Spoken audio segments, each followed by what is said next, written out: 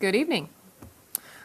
I would like to call the meeting for February 10th to order. If you could please call the roll. Mr. Atwood? Present. Mrs. Rarica? Present. Mr. Taylor? Mrs. Towner? Present. Ms. Ballard? Present. And if everyone could please rise for the Pledge of Allegiance. I pledge allegiance to the flag of the United States of America and to the republic for which it stands, one nation, under God, indivisible, with liberty and justice for all. All right. Our first regular item on the agenda is the adoption. May I have a motion to adopt the agenda? I'll move to adopt the agenda. I'll second that. Any discussion? Hearing none, please vote. Mr. Atwood? Yes. Mrs. Rarica? Yes. Mr. Taylor? Yes. Mrs. Towner? Yes. Ms. Ballard? Yes. On to discussion items. 4.01, the Williams Avenue Elementary presentation by Principal Miller. Take it away, Joe. All right. Good evening. Good evening, Madam President, members of the board, and Superintendent Ronan, and distinguished guests. It is my pleasure to be with you this evening to provide a snapshot of Williams Avenue Elementary. On the district website, you'll find our mission statement. As you scroll down the page, if you're on the website, you'll see something similar to what you see on the screen in front of you. Well, our mission aims to accomplish all of these for our student while they are with us on their educational journey from pre-K to 12.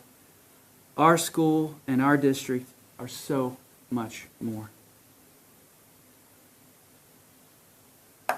Several years ago, the community spoke and the board listened and took action. Families wanted their neighborhood schools, and so the district set about renovating. At the time, I was at the middle school and had the opportunity to see the start of the district renovations, and have since arrived at Williams Avenue to see the last of the schools renovated and the grounds beautified. What have I learned? What have I seen?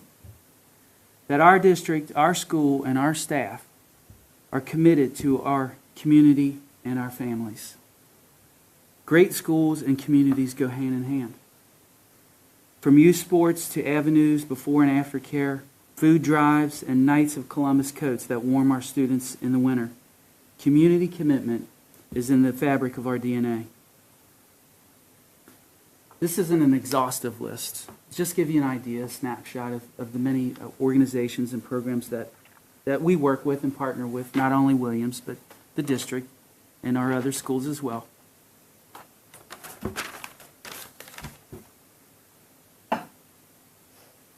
This is we've just started our indoor Veterans Parade, which is wonderful. This is just a clip of one of our parents that came in uniform with the toddler. Beautiful. And if you look close enough in there, our ribbon cutting ceremony, we had to wait a bit for our playground, but that's okay. Kids loved it. It was wonderful. Miss Ronan, everyone in the board office pitched in and helped us out to get us a Kona truck that day, and even our very own Miss Mary Poppins here is out there serving up those ices. I think this is the first day. I think I may have put this one in one of my status reports, but the pure joy that you see on their faces, kids love the playground. Is it perfect? No. They love it. Yes. Absolutely. My teenagers saw them and are upset they weren't at Williams when they were. And I'm like, seriously, you want that? Yes. Yes. I think they just like running on hills. I don't know what it is, but they all like the hills, definitely. And, I mean, if you cruise past here after school on the weekends, you're seeing lots of kids out there. And isn't that what it's about? Which is wonderful. This is one of our families just enjoying the Kona ice that we had going on. This past week for the Super Bowl, it might not be a surprise to you, but most of the kids voted for the Seahawks, and all of the canned goods were donated to Norwood, helping Norwood. In the fall, we typically have a community cleanup and meet here at the school, eat at the individual schools. This is a picture at PTA Carnival, which will be here in the spring. Just a cute picture of Dad with his daughter. PTA, again, this is recently, they were doing their Valentine Grams. And just a snapshot of, what we're here for. This is actually our graduating class, if you will, from last year, class of 2032, who've moved on to the middle school. It should come as no surprise that not all of our students come prepared and ready to learn. Some of our students need additional supports, such as school-based therapeutic programs in Thrive or Talbot House, that allow students to remain at their home school while receiving much-needed behavioral and mental health services. Teachers and support staff meet regularly in teacher-based teams and a multi-tiered system of support meetings to review both data, both academic and behavioral data, to determine the impact of their instruction and adjust as needed. We are currently piloting an iReady program, which is an interactive online K-8 learning program designed to improve reading and math skills through diagnostic assessments and personalized instruction. While this program holds great promise, greater still is the willingness and effort of our staff to make needed changes in instructions, ways of thinking, and use of resources to meet the needs of our students. It is not easy at all, but the level of care and concern our staff have for our students and families knows no bound. We also celebrate our kids in the school, and again, this is not an exhaustive list. It's just, and I have some pictures coming up to show you of the Wildcat Wows that we do, the PAX leaders. Our 100 days of school for our kindergarten, we postponed. It's coming up, but it's beautiful. It's wonderful. I think I've put a video in the status reports before. The kids get in line, they run down the hall, and everyone gets to run through the 100 days. It's just a nice way to celebrate it for our kids. As well as the challenges. I mean, we have pluses and minuses on our report cards. We have things that we still need to work on, for sure. At the same time, we celebrate the higher percentage of third grade graders passing the fall reading OST from year over year, which you'll see a clip of that here in a moment. We still recognize there are more gains to be made in our report card in achievement and progress, as well as regaining ground and gap closing, particularly attendance, which is a challenge for almost everyone around the state, as well as gifted identification.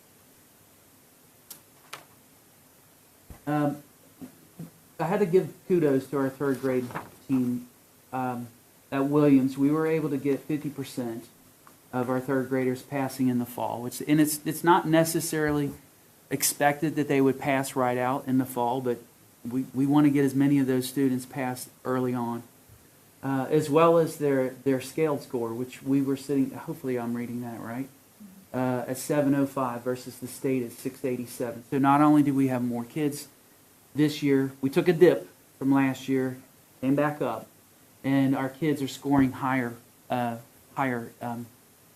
better on the OSTs. So we have it coming up in the spring, and we're putting in the work. This PAX celebration, which comes up, we do once a month. We do family PAX celebrations. It's kind of hard to see, but if it's an active, ongoing celebration. We invite the parents to come in. We have donuts for the kids and for the families, and it's just a short activity, again, to invite families in to celebrate their students. And on the left here, I think this was just this last week, or is it February 6th? Just celebrating the extra math the students did. I believe we got some second graders there. First grade. The CKLA lessons that the teachers are doing with the students, our first grade is all in. There's the pictures I had to choose from. I tried to get the best of the best, but there are so many more. There's some where they all, I think it was Ms. Briscott and Ms. Hutchinson purchased these zip-up white gowns for kids to, I think it was a science experiment. It was just so cool just to see them all in on it and excited about learning. To the right here, we have some Zany Brain Challenge. I believe that's Miss O'Connor's kiddos there. And Wildcat Wiles, it's just a way that, to recognize students. Teachers can do it, students can do it for staff members as well. And you got to meet Jakari at, I hope you got to meet him at the November board meeting. He was our rising star for the month. Some of the ways that we recognize and celebrate our students. Sorry, we just went through that. I am so proud of our staff and that we have never turned away a student or sent them elsewhere for their education. It could be argued that at times we overextend ourselves and our resources in an effort to meet the needs of all of our students. There might be tough decisions ahead for us, but one thing I'm very certain of is that the staff of Williams Avenue Elementary will do everything within their power, within their means, to make students feel welcome, feel like they belong, and help them grow on their way to graduation and beyond. I wrote my little note here. This never gets old. I missed graduation 1 year. I will not miss it again. I remember. I don't walked by know myself. what was going on. That won't happen again. I must have left you standing alone there. It is one of the coolest things ever to get to see former students walk across that stage. It's just such a wonderful moment, and we're here for that and so much more, as I mentioned in this speech, report, if you will, about Williams. And not only Williams, our buildings really are hubs. You know, before school, after school, during school, on the weekends, sports, you name it. I'm very grateful for the opportunity and blessed and appreciate it. Is there any questions you have? Happy. You guys still bring back the grads to do a little grad walk. Yes. Yes, we did. That's one of my favorite days. When you Yes. go back and the little kids see where they're headed. It's such a cool moment. I'll get you the date. It's on a Monday. Okay. I also will need You got that. it? 19th? It's May 19th? Wait, what? And I think we changed the time, or the time got changed Just the recently. like the But day before? Well, it has to be moved back because, you know, we've been out 9 days, so the seniors cannot be out a week or two early this year Right, my because, child is loudly letting me sorry, know about just that. remind them, we've had 9 snow days, so I told her, please stop putting so much energy into that. yeah. You say it was May 18th? Joe had the official. 1:30 to 2:30. Yeah. That's what depends on the building. May 18th. Okay. At least for, Because my kid will be doing okay. it. Joe, you started talking about graduation, I start getting teary-eyed.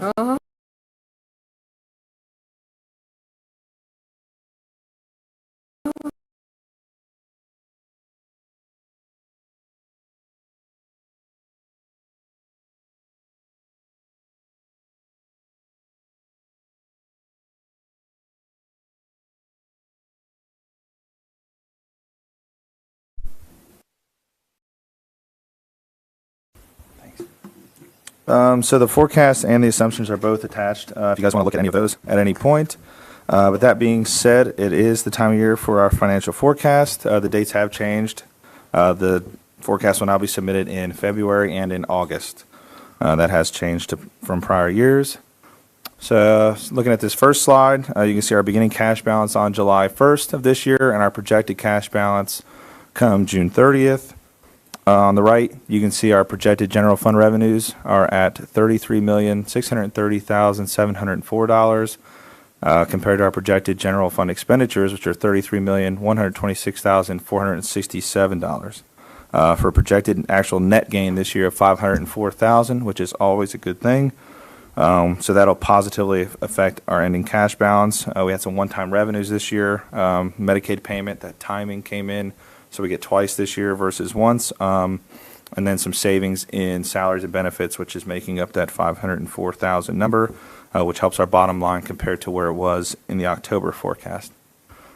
So here on the revenue side, you can see our local taxes come in at 58% of our total projected revenue. Over there on the top right, those projected local taxes are sitting at $19,362,939. Of those, the bulk is in your real estate property tax, sitting at 17.8 million, and then your public utility property tax coming in around 1.5. And again, that those public utility taxes are commercial pay tax only. Right next to local taxes in your chart is your state funding, which for us comes in around 27%, for a total of $9,222,769. You see below that broken down, your fair school funding plan sitting around 6.3 million, your restricted state funding 1.2, and your state share local tax at 1.6. Wrapping up this chart is your all other revenue, which here, let's see, a great portion of that is your TIF revenue, sitting at right 4.9 million projected. Let's see, this is hindered down some this year due to the ordinances passed by the city and also with property tax reform. So those numbers are a little bit down compared to where they had been in the past. Moving along to a similar graph here for expenditures, you can see our personnel cost comes in at 76%, for a total of $25,326,367. As you see below that, salaries make up $19.2 million and benefits around that $6 million mark. In the red, you can see is our purchase service coming in at 17% of our total projected expenditures for $5.5 million. And there in the other gray, not a good choice of two grays here, but is all other expenditures for 7% of our total projected expenditure for $2.2 million. Of that, your supplies, capital, debt, and other operating costs at 1.3. We have some transfers out this year at 950,000. Those will go into like your capital improvement fund, your tech fund, etc. So this slide here, when we look at our forecast over the last 5 years, that chart or that bar on the left, your historical annual revenue change, we've had an increase of 2.4% annually per year in the past. So moving forward, we're only projecting an increase of 0.61%. Why is that? So the decrease in estimated revenue, several factors, including the economic development ordinances that were passed, also due to the House bills regarding tax reform, and also as our millage rates decrease, it also decreases our old existing TIF revenues. So all of these together moving forward is what makes up that decrease in our projected increase going forward. Same thing on the expenditure side. Previously, we've had an annual increase in expenditures of 3.89%. Moving forward, we're actually only predicting an increase of 3.2%, as we've been working continuously to reduce cost everywhere we can, and cut expenses also where we see fit. So moving on to this slide, this is where we talk about days cash on hand. I know we always hear about this every year in the forecast meeting, but we'll go over it again. Gives us a better look basically at our cash balance if you were to convert that into days cash on hand. So that means basically if you take your average cost per day, how many days would your cash balance last if you had no further revenues coming in whatsoever? So you see back in 2022, we were at 188 days cash on hand. Moving forward, as we start to spend into our carryover due to our expenditures outracing our revenues, you'll see that balance slowly year over year go down. You can see we're projected to end this year at 161 days cash on hand, moving down to that key number of 90 in 2029 and all the way down to 37 in 2030. This is a big number, as we do have a board policy that states, if at any point we fall below 90 days cash on hand, board and administration, treasurer, we all work together to discuss a plan to address that shortage. So moving forward, as we see how all of this progresses, we'll at least start targeting the next 2 years here to try and alleviate that number, as those numbers will snowball as you go moving forward. This slide here represents our student counts. As you see, we are still seeing some growth. If you look at 2024, we're down at 1561. This year up to 1610, and just projecting, just a slight growth moving forward to be conservative. Also, just with the trend that we're seeing from year to year. Jake, I just want to remind everybody with this number, this does not include preschool. Yes, correct. There's about 110 preschool. Alrighty, so this slide Can I ask also. You might not Sure, know yeah. you might not know the answer to this, and that's okay. But if you can go back to the last slide, so that like 30 student increase, do you know where does that come from, and do you know what schools that is allocated? Montessori, yeah, Okay. Thanks. and open enrollment too. Okay. Yep. Thank you. Yes, ma'am. And sometimes we also know family dynamics. If we already know a family has younger siblings I couldn't tell. that I can are find out. interested in the district, we can use that too. If we know a teacher knows, hey, they've got 2 younger siblings that are going to be coming up, that can help us with that as Okay. well. Okay. Thank you. Awesome. All right, this slide, I like this slide a lot here.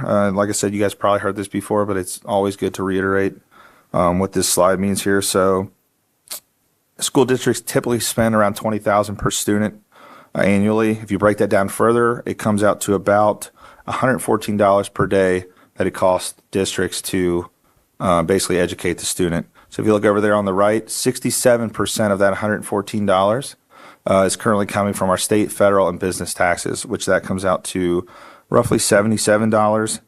So what that means is basically the residents are only paying 33% of that $114 to educate the students, which comes out to roughly $37 a day.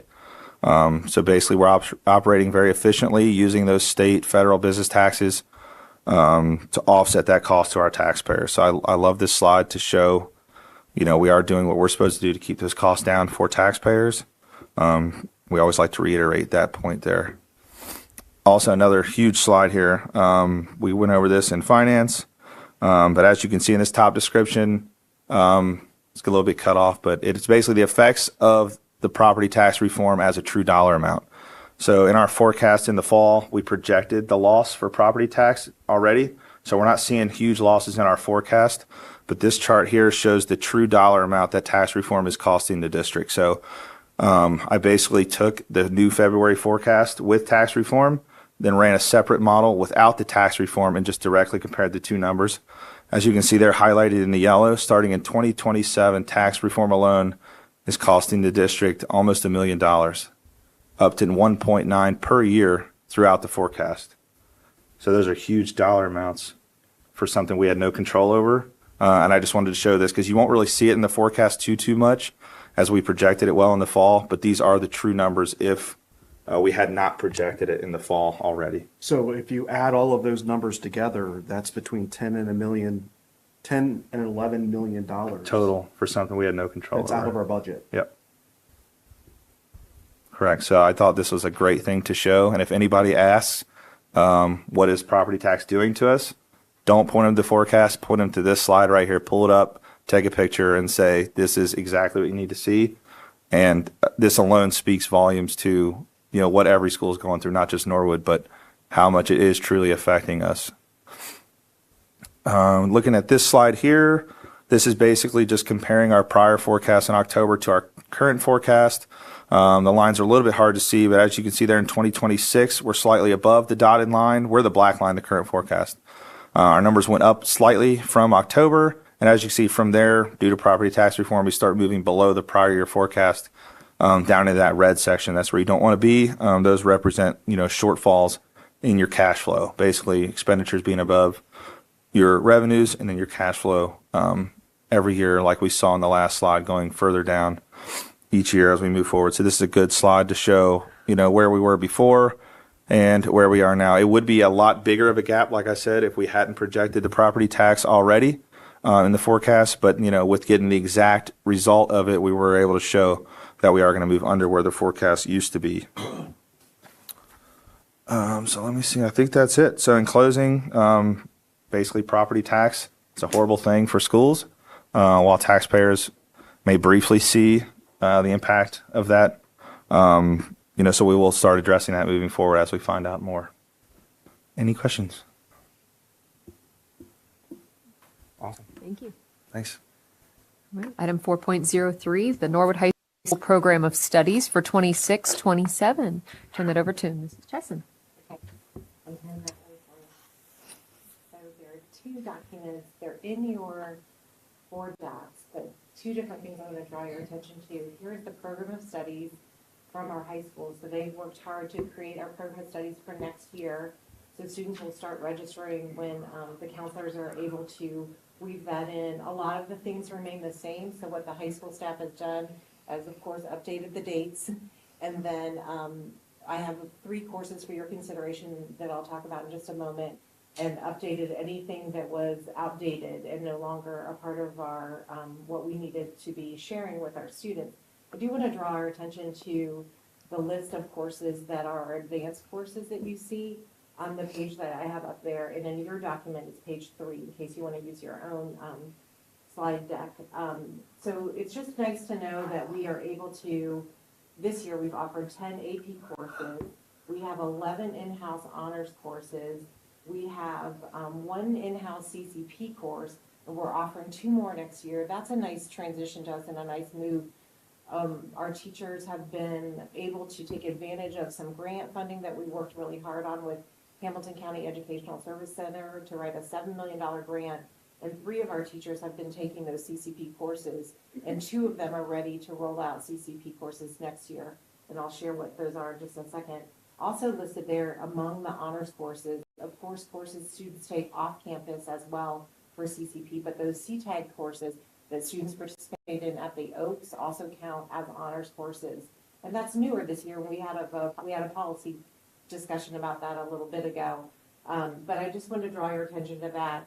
So students will use the program of studies to make their course selections, and counselors will do a nice job outlining and keeping them on track about graduation requirements through their graduation plan, and making sure that they have the right credits for each of their respective areas so that they're on track to move forward with graduation. So you won't see much changes in the program of studies that students will have access to shortly.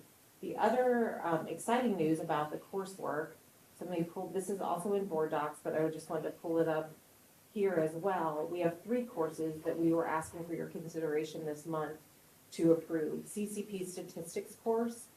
The teacher that took the CCP courses in mathematics can teach CCP statistics and potentially in the future CCP pre-calculus, which is exciting, to do those advanced mathematical courses that students need to be a part of.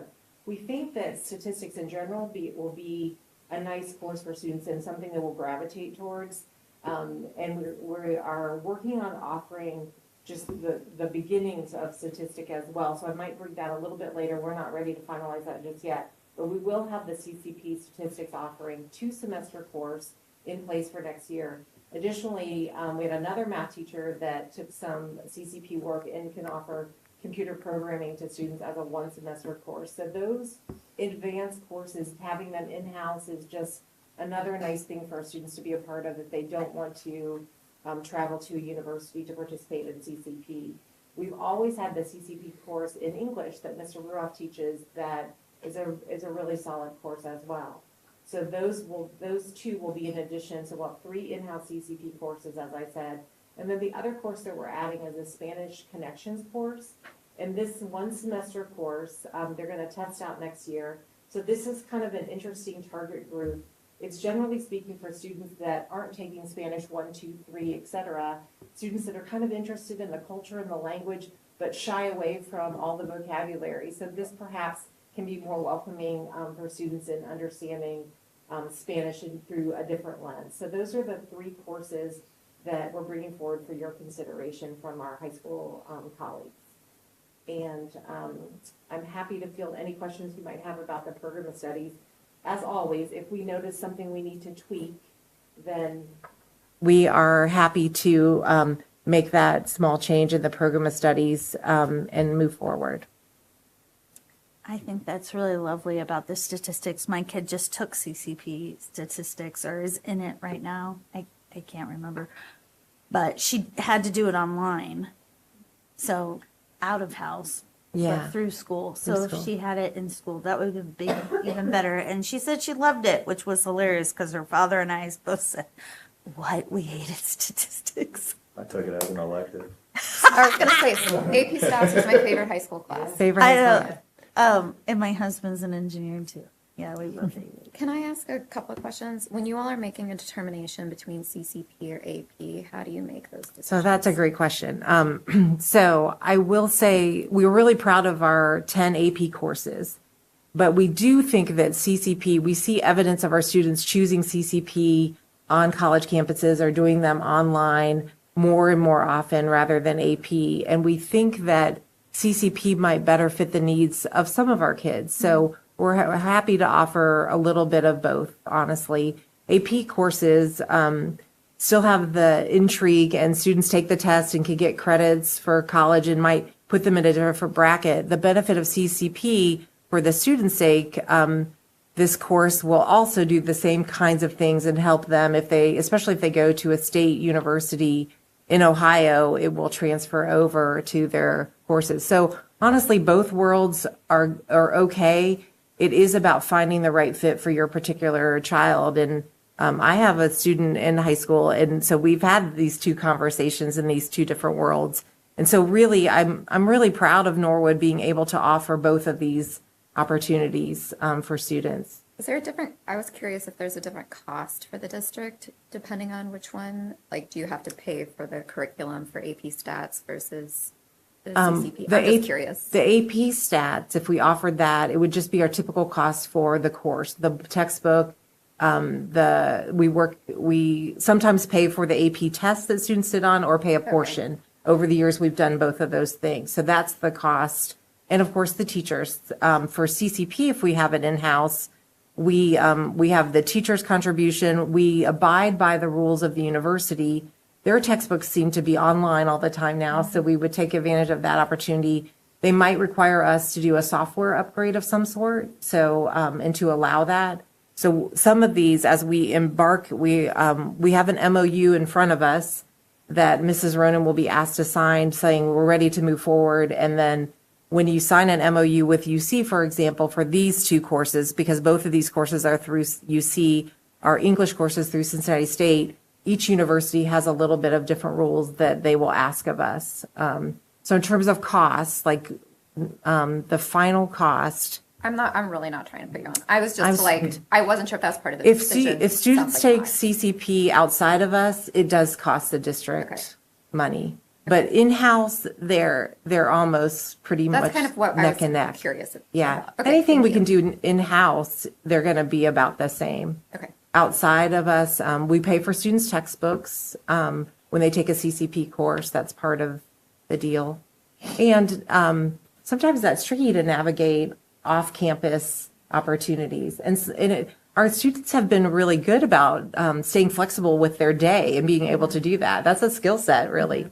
But we're happy to be able to do some things in-house for the student who wants to test the waters but doesn't want to leave the campus or is too invested in different ways to not be able to leave the campus based on their schedule. It's nice to have these offerings. So I have a question. You may not know the answer to this, but I think it's worthwhile to just kind of think about. So if you compare this district to other districts of similar size with regards to AP courses, honors courses, and CCP courses, how would you say our offering stacks up? Do we provide a better portfolio of some of these more higher end courses than other districts of similar size? Are we on par or are we behind the curve? That is a great question. Because we participated in the CCP grant, a lot of other districts did as well. So everyone's gearing up in the CCP arena. So I don't know where our status is right now with this. But I would say prior to this year, before this big $7 million grant was brought forth, I felt really comfortable and confident of where we were. For a district our size to be able to provide those 10 AP courses and 11 honors courses and allow students to go off campus, I felt like we provided such a great, rich opportunity for our students, despite how small we were. So I felt like we were certainly above average. And I would say in the top 30% or so with a district our size. Now everyone's vying for more CCP. So we might be different. So I'll have to kind of see that. But I feel like we are stretching each of our departments to try to go to what do we offer our students who would like to take a higher level course, and do we continue to offer that? And if our students say no thank you to that, then we pivot and say, okay, you said no thank you to this course, but we're going to sweet talk you into taking this other high level course. So I do feel good about it, and I think I'll have to answer that question a little bit later, but last year I would say we were easily in the top 30% of districts our size in what we offer. So I think that's an opportunity to tell a really good story, especially to the community as to the enrichment, and not only to the community, but to the broader community in general. So any way that we can highlight ourselves and say, look, this is, you're getting the best value here for your child's education. And I do think you all include that in one of the brochures that you send is the. The recent postcard has listed the 10, Yeah. mentions the 10 AP courses, because I think that is important when parents are looking to see that you have the opportunity to take AP classes Yeah. or But I CCP agree, classes. Brandon, I think it's important. Yeah, I think Mr. Atwood, we don't do as good enough job of telling all the incredible things we do enough. We should do more of that. We should continue to toot the horns of this good work that goes on behalf of all of us. And just even, we have it in-house, we have it on college campuses, we have our CTAG programs of the Oaks that a lot of our students are ready to embrace as well. We have lots of different opportunities and pathways for students, and it takes a lot of level of detail. So kudos to our high school team and especially our counselors for trying to figure out what that student is what's going to make their experience really valuable to them. And I think we're even doing a better job each year with that notion, like, okay, we're not ready for this particular goal of the student, so how do we get ready for it? And we've done a lot of pivoting this last year to help make sure we have solid programming individually placed for students as well. They have a lot to be proud of, the high school does. I have to say, anybody who sees me personally gets an earful about our AP and CCP classes because I have a child currently going through it, or two. I have two of them. And I don't like to post like, oh, my kid got this score on the AP class. I don't talk about it like on social media, but I see other parents posting it. And I see what their kids got a score on in the same AP class that my kid's in at Norwood. And I'm like, yeah, my kid got the same. So your perceived really high academic school isn't doing you any better than Norwood is. Norwood's doing just as great. My kid got the same score. And they take the same test, so yay, Norwood. I'm noticing some missing and possibly inaccurate items or underserved items on our list. Our Great Oaks visit is on here in November as well as December, January. As far as I remember, we don't do 2 trips, but I want to get those applications started soon. It has the applications going out in February, and some of our classes are already filled before then. Kids are doing those tours in the fall. They're submitting applications, programs, especially ones like cosmetology and welding. Some of our highest interest are getting flooded with applications. And even though we're adding more classes, we still only have so many labs and so many seats available. I want to make sure that those application deadlines are emphasized as early as possible and not pushing them to just because they're due in February doesn't mean they shouldn't be starting to submit those in January. I also looked at like the college groups that come in and do presentation days. They're targeting it. I see this student parent kind of list there, which is great to say, like, is this a student responsibility? Is this a parent responsibility? I would love to see that college expansion happen for our freshmen and sophomores as well, even if it's only for the colleges that we have reciprocal agreements with, so that they might be more interested in taking some of those college credit classes as they grow in their high school career. Because those colleges could come and meet with those younger students and say, hey, if you go ahead and take this class right here at Norwood, we're going to give you this credit when you come to our school. If we start hitting those kids even younger, because if we're hitting them sophomore year, that's going to give them better planning for their junior, senior year, or even their freshman year who might be in those AP classes. We want to give them those tools to choose those classes as they grow. The other thing that I don't see listed here in our amazing list of offerings, we offer so much for such a small district, and I absolutely love it. Our workforce readiness stuff, our credentials, which are being hit from the state now. Kids are getting placement opportunities. We don't have that here. Our parents aren't seeing that we have placement available. So some kids, we have figured out, some kids are not your classroom kids. We need to make them college and career ready, and either way, career ready. So if we're leaving out the workforce component, the fact that they can earn hours in job placement or training opportunities, whether it's through Oaks or through one of our academic programs, it needs to be listed in this book so that parents know that it's available to them, especially for ones that might want to send their kids to Norwood and do open enrollment. So anything that we can do to showcase what we have to offer in every facet to serve every child, no matter where they're at, we need to offer it.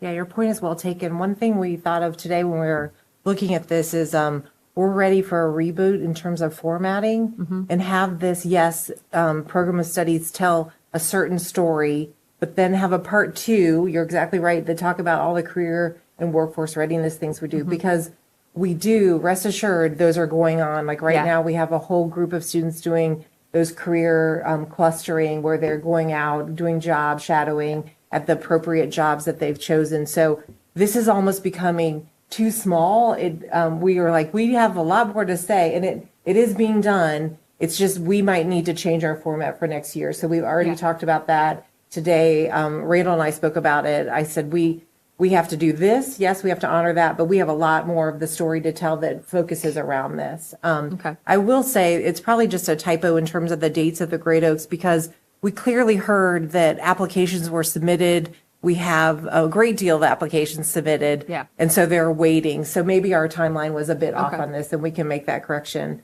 But I appreciate you saying that, because there is a lot of work being done right now, especially, and has been, but even this year, on the careers and what kind of experiences we want students to have during the day when vendors come, not vendors, but colleges and different career choices come in to speak to the kids, where we're sending them, and then after school with our career avenues program that we're doing, same kind of mission, but different groups of kids. So we do know we need to find a way to bring those all together, and it might not just be in one program. It might be a website where we have to go to different places to tell the story. Okay. So it's a keen eye that you can observe that, like, there's more to the story. Yeah. And we know that. Yeah, I see some duplicates in here. So yeah, it definitely we need to clean it up a little bit. Just go back and double check ourselves. Like I see apply for Norwood Scholarship Foundation money twice, which I'd love to apply twice. I don't think they want us to apply twice. But I will say that they want to repeat it over and over again. They don't Fair want enough. any senior to miss out on an opportunity. So that might be deliberate. the other thing that I would love to see more of is an emphasis on scholarships. I know we give away quite a few. We already have a lot of kids who do apply. I'm on so many different committees from local and state level. Personally, doing at least 3 at the state level. I saw no submissions on any of the ones that I personally serve on from any Norwood student, and hardly any from Greater Cincinnati, which means they're not looking as far as would be available to them. So I don't know if we need to have a deep dive, if we need to have just like a dedicated team that's really digging into scholarships and dates, but we're missing quite a few. And I'm looking for our kids. I'm looking to you see if any mean- Norwood kids are applying, and they're not. In addition to our whole local scholarship foundation that we offer. Okay. There's state money. There's local. There's all kinds of. There's federal money. There is money out there if you're willing to go get it. And we're leaving it sit. We just awarded, which I can't announce who, but we just awarded a scholarship through OSBA through our regional award. Not a single Norwood student applied for it, and I know that I've sent it to the counselors in the past. I know our region sends it out regularly. Not a single kid applied for it. I serve at the Black Caucus at the state level. Not a single kid applied for any of those scholarships. There's a ton of scholarships that are being passed over by our kids.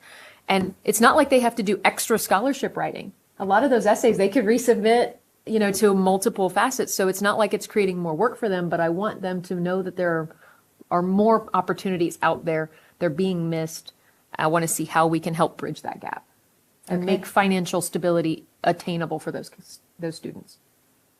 Okay, Okay. thank you.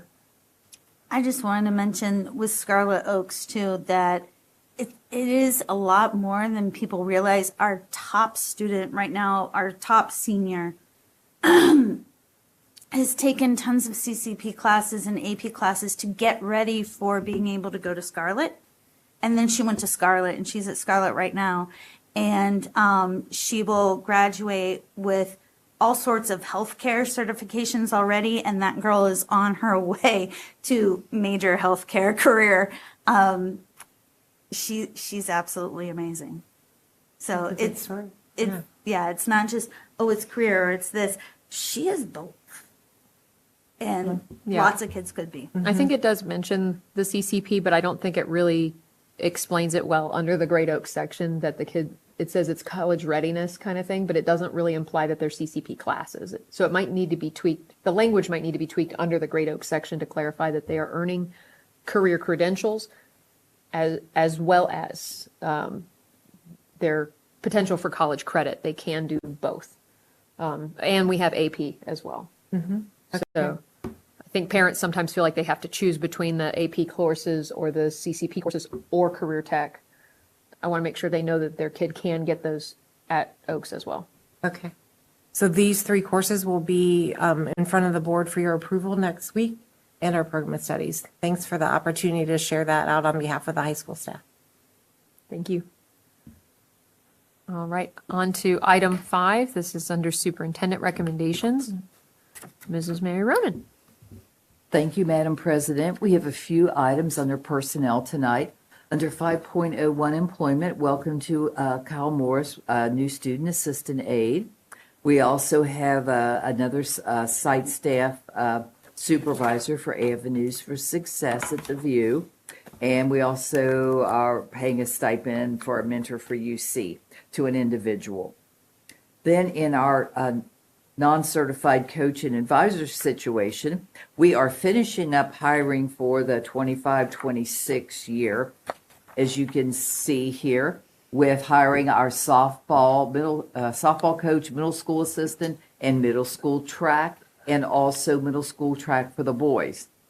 Now that's for this current year. Then we have started hiring pupil activity contracts for the 26-27 school year, next school year, with the addition of Coach Tatum, our new varsity head coach, and Calvin Maxton, our football varsity coordinator. So with that, that concludes my report. Thank you. Thank you. On to item 6. This is our finance committee. Thank you. In 6.01, financial reports, the monthly financials, CFO report, and the Williams Avenue change order listing are attached for your review. 6.02, appropriation resolution and 412 certificate. That's our budget for the current year. 6.03, the amended certificate is also attached there for your review. That's our estimated revenues for the current year. And in 6.04, the OHSAA membership for 26-27. It's a resolution to be a member of OHSAA, I'm assuming for next school year. And that concludes my report. Thank you. Any questions on any of those items? For those who don't know, OHSAA is our sports affiliate from the state we're a part of. On to item 7, policy committee. Mr. Atwood. Thank you, Madam President. Thank you, Madam President. So we have one policy and one regulation, both related to each other, that we're going to have the first reading on next week. So it's policy DLC. This is for expense reimbursement.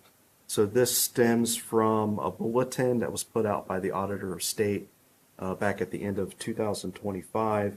And this is entirely related to reimbursement of sales tax. So the state, a lot of governmental organizations are exempt from having to pay sales tax, but there are a number of times where an individual of that organization makes a purchase on their own, not through the organization itself. And so the question is do you reimburse that person for the sales tax that they paid or not? And so the guidance from the Auditor of State was for everybody to establish a limit. They came up with $500. So if somebody pays for something out of pocket, will reimburse sales tax up to $500. Now, if the purchase is over $500, just have the organization make the purchase directly. So I asked Jake if we ever had any personal expenses over $500, and we don't. Not in a single use. So not in a They single submitted use. multiples at once, but not in a single use So that I could find. so $500 I think is a good limit for us to establish. It doesn't really impact our day to day, and it keeps us in line with what the state wants us to do. So we'll have the first reading on that next week. Okay, thank you. Item 8, Education Committee. Mrs. Towner? There are no field trips for the month of February, and I am going to turn it over to Mrs. Chesson to talk about the reading plan for the district. Okay, so we've also attached, thank you, Mrs. Towner, we've also attached the Norwood Reading Improvement Plan. Anytime a school district is below 80% percentile in passing the state reading test just in third grade alone, you're asked to create an improvement plan. So we've done that, focusing on our K-3 learners. And so we have one goal in this plan, and that is obviously to improve our literacy in grade as measured in third grade by both the diagnostic and the state testing that occurs. And then we also have 3 action steps that we're going to be working on between now and the year 2029 that will support that goal. And those action steps deal with a lot with the adult learners. One is continuing to provide Orton Gillingham training for our teachers. We've done a lot of Orton Gillingham training over the years, and we will continue that good work. Also providing professional learning and implementation on the SIOP method. The SIOP method is a nonverbal way of communicating with students. So in addition to me speaking, I might have a chart behind me. I might be pointing to the different parts so that all of our learners can engage in the conversation wherever they need to start with that process. And then the third area is providing continued literacy coaching for a deeper implementation on the science of reading. I will say this district, right before COVID, we made a serious commitment with our K-3 teachers. We talked strongly about the approach we wanted to take with learning how to read, helping our students learn how to read. And all of our teachers committed to this training called Letters. And then COVID hit, and we continued that training throughout COVID times. We did 6-hour sessions at a really fast pace during the day with the teachers for 2.5 years to have them trained in this learning about letters and learning about sounds and phonics and phonemic awareness and all the components. And then the science of reading was embraced in Ohio, but we were already 3 steps ahead with a lot of power behind it, where teachers like, yes, we understand it. We can talk the talk, and now we're going to embrace by altering our resources. So this continuing coaching is meeting us just where we are with our teachers that are at advanced levels of understanding on the science of reading and continuing to move forward with that learning. We think that those 3 action steps will continue to support the good work K-3 to help us improve that third grade diagnostic and state tests in reading. So this plan was created and approved by members of the DLT and discussed in December, and we're bringing it for your approval this month as well. Thank you. Thank you. So I do have a question. And going over this plan, I think it touched on it a little bit, but I just kind of wanted to get a little bit of a deeper conversation on why the bigger dip from 24 to 25. So if you go to page 4 of the plan, where they're talking about third grade ELA scores, and you look at 23 and then 24 and then 25,